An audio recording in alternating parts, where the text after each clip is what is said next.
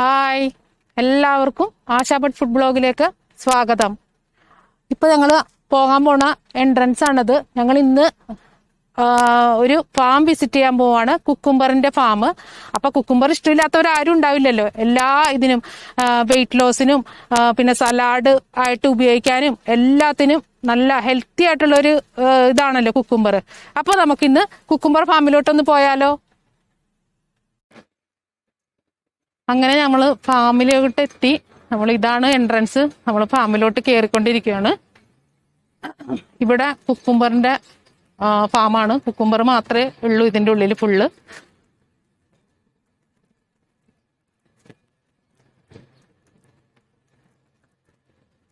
അപ്പോൾ നമുക്ക് കുക്കുംബർ ഫാമിലോട്ട് പോയി നമുക്ക് അവരെങ്ങനെയൊക്കെയാ കൃഷി ചെയ്യുന്നതെന്നും എല്ലാം മനസ്സിലാക്കിയിട്ട് നമുക്ക് വരാം.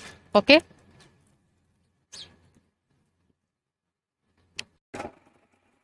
ഇവിടെ ഫുള്ള് കുക്കുംബർ കൃഷിയാണ്. അപ്പൊ ഇതേപോലെ ഇങ്ങനെ ടെന്റ് കെട്ടിയിട്ടാണ് അവര് കൃഷി ചെയ്യുന്നത്. അപ്പൊ അതിനെ പറ്റിയൊക്കെ നമുക്കൊന്ന് ചോദിച്ചറിയാം.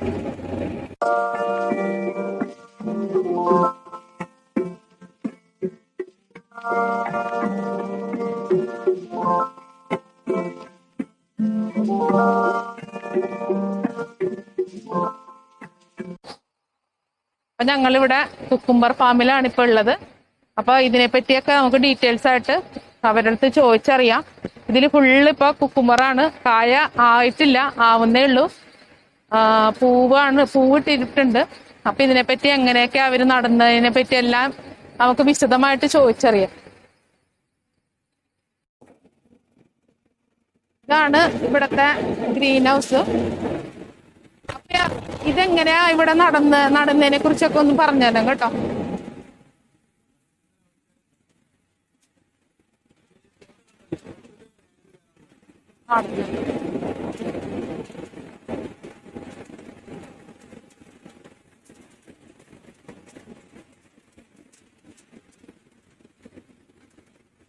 ഇവിടെയൊക്കെ കുക്കുംബറായിട്ട് കിടക്കുന്നുണ്ട് ചെറുതായിട്ട്.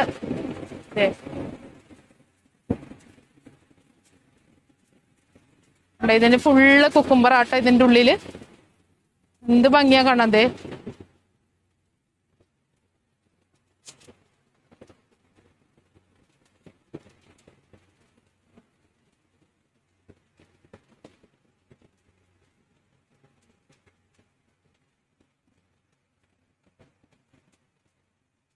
ഇവിടത്തെ കാലാവസ്ഥയില് ഇങ്ങനെയാട്ടാ ചെയ്യുന്നത്. ഒരു ടെന്റ് പോലെ കെട്ടിയിട്ട് അതിന്റെ ഉള്ളിലാണ് ഇത് എയർ കയറാൻ പാടില്ലെന്നാണ് പറയുന്നത് ഇത് നടുമ്പോഴൊക്കെ.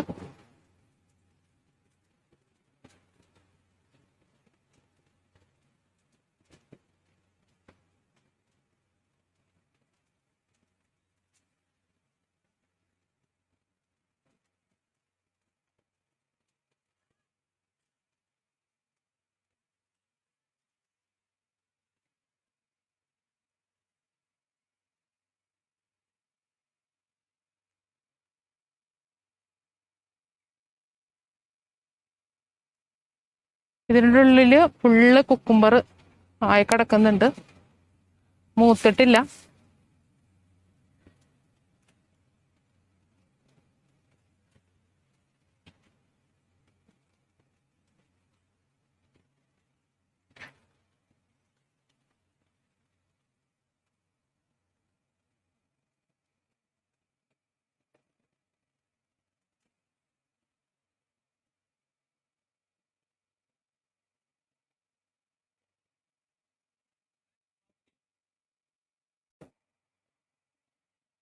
നേരത്തെ നമ്മൾ കണ്ട ആ ടെന്റില് പൂ വിരിഞ്ഞിട്ടേ ഉണ്ടായിരുന്നുള്ളൂ. അപ്പൊ ഇതിലെല്ലാം ഒരുമാതിരി കായ ആകി തുടങ്ങിയിട്ടുണ്ട്. അപ്പൊ ഇതേപോലെ ഒരു ഇത് കെട്ടിയിട്ടാണ് അവര് എല്ലാം ഇത് സെറ്റ് ചെയ്യുന്നത്. കാരണം ഇവിടുത്തെ കാലാവസ്ഥയിൽ അങ്ങനെ ആകുള്ളൂ. പിന്നെ അത് മാത്രമല്ല എയർ ഒന്നും കയറാൻ പാടില്ല എന്ന് പറയുന്നുണ്ട്. അപ്പൊ അതിനെ പറ്റിയൊക്കെ ഡീറ്റെയിൽസ് ആയിട്ട് ഞാൻ അവരുടെ അടുത്ത് ചോദിച്ചറിയുന്നുണ്ട്. അപ്പോ ഇതാണ് ഇപ്പൊ ഇവിടെ കുക്കുംബറാണ് ഇവിടെ ഉള്ളത്. ഇനി അടുത്തത് എന്താന്ന് അവരോട് ചോദിക്കാം.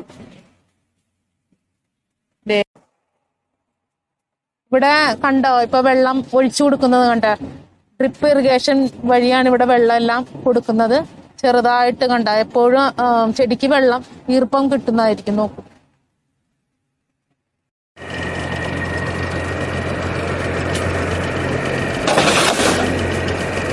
ഇത് ഇന്നത്തെ വിളവെടുപ്പാണ്. ഇതെല്ലാം ഇവര് മാർക്കറ്റിൽ കൊണ്ടുപോകാനായിട്ട് റെഡിയാക്കുവാണ് വണ്ടിയിൽ.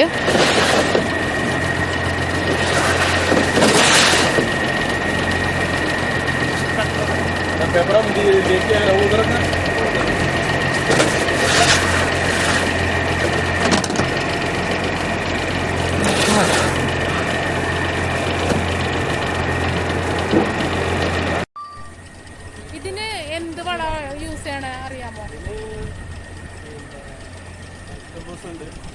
യൂറിയ, കാൽസ്യം, പിന്നെ നല്ല രാസവളങ്ങളെല്ലാം. ഇത് മറ്റേ വിത്ത് ഇടുമ്പോ തന്നെ ഉപയോഗിക്കോ നമ്മളതാ? പിന്നീടാണ് വിത്ത് ഇടുമ്പോൾ വിത്തിടുന്നതിന് മുമ്പ് ഈ ഉള്ളിലുള്ള മണ്ണുണ്ടല്ലോ, മണല് പിന്നെ ഒരു ആസിഡ് ഒഴിച്ചിട്ട് ക്ലീൻ ചെയ്യും. അണുക്കളൊക്കെ ചാവും. എന്നിട്ട് പ്ലാസ്റ്റിക് ആയിട്ട് മൂടിയിടുക. മൂടിയിട്ട് 2 ആഴ്ച അങ്ങനെ കിടക്കും. അത് കഴിഞ്ഞതിന് ശേഷം വിത്തിടുക. വിത്തിട്ട് ആന്ന് വന്നു കഴിഞ്ഞാൽ ഒരു 40-ാം ദിവസം ചാറ് പൊട്ടിക്കാൻ പറ്റും. ഇത് എല്ലാ കാലാവസ്ഥയിലും നിങ്ങൾ ചെയ്യുന്നോ? എല്ലാ കാലാവസ്ഥയിലും ചെയ്യും. അതിൽ തണുപ്പ് സീസണിലാണ് കൂടുതലായിട്ട് ചൂടിന് ഉണ്ടാവില്ല. പിന്നെ അതിനുള്ളിൽ ടെമ്പറേച്ചർ സെറ്റ് ചെയ്യും. അതായതാണ് ഈ ഫാന് കറങ്ങുന്നത്. ഫാൻ കറങ്ങുമ്പോൾ താഴത്തുള്ള ചൂട് പുറമല്ലോ. ഇതിന്റെ ബാക്കിൽ ഫിൽറ്റർ ഉണ്ട്, വലിയ ഫിൽറ്റർ. അതുകൂടെ ഫുൾ ടൈം ഇങ്ങനെ വെള്ളം ഒഴിച്ചുകൊണ്ടേയിരിക്കും. ആ തണുപ്പിനെ ഈ ഫാന് വലിച്ചെടുത്തിട്ട് ചെടികൾ അങ്ങനെ എപ്പോഴും ഈർപ്പം നിലനിർത്തും.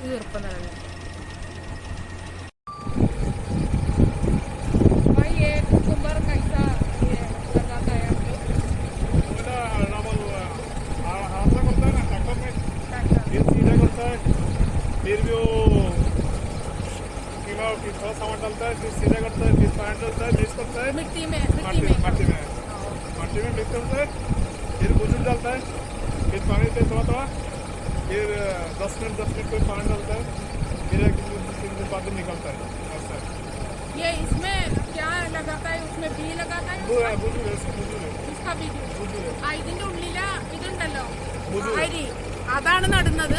അപ്പൊ നട്ട് കഴിഞ്ഞിട്ട് അവര് കുറേശ്ശെ വളവും വെള്ളവും കുറേശ്ശെ ആയിട്ട് ഇട്ട് കൊടുത്ത് ആണ് ഇത് വളർത്തിയെടുക്കുന്നതെന്നാണ് പറയുന്നത് പുള്ളി. ഇതൊക്കെയാണ് ഇവരിവിടെ ഉപയോഗിക്കുന്ന വളങ്ങള് കുക്കുംബറിന് വേണ്ടിയിട്ട്.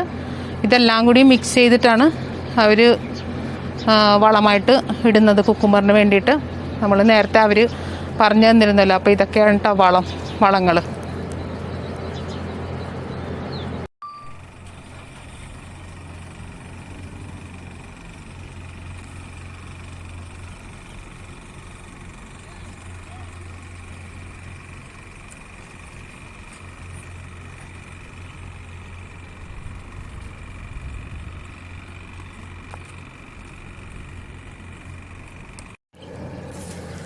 ഈ ടാങ്ക് കണ്ടില്ലേ, ഈ ടാങ്ക് വഴിയാണല്ലേ വളങ്ങളൊക്കെ ഇട്ട് ഈ എല്ലാ ചെടികളിലും എത്തിക്കുന്നത്. കുക്കുംബറിൻ്റെ എല്ലാ ചെടികളിലും എത്തിക്കാനായിട്ട് ഇതിലിട്ടിട്ടാണ് അവർ വളങ്ങളെല്ലാം കലക്കുന്നത്. നമ്മൾ നേരത്തെ കുക്കുംബറിൻ്റെ അവിടെ തുള്ളി തുള്ളിയായിട്ട് വെള്ളം ഡ്രിപ്പ് ഇറിഗേഷൻ വഴി നമ്മൾ കണ്ടില്ലേ, അത് ചെയ്യാൻ വേണ്ടിയിട്ടുള്ള ഇതാണ് മെഷീനും ടാങ്കുമാണ്. ഇതിൽ കൂടെയാണ് ആ ഡ്രിപ്പ് ഇറിഗേഷൻ നടക്കുന്നത്.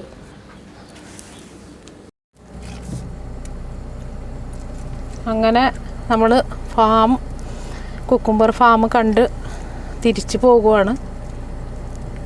ഇനി ഇതേപോലെ തന്നെ വേറെ പച്ചക്കറിത്തോട്ടങ്ങളും ഒക്കെ ആയിട്ട് ഞങ്ങൾ ഇനിയും വരുന്നതായിരിക്കും. അപ്പോൾ അതുവരേക്കും ബായ്.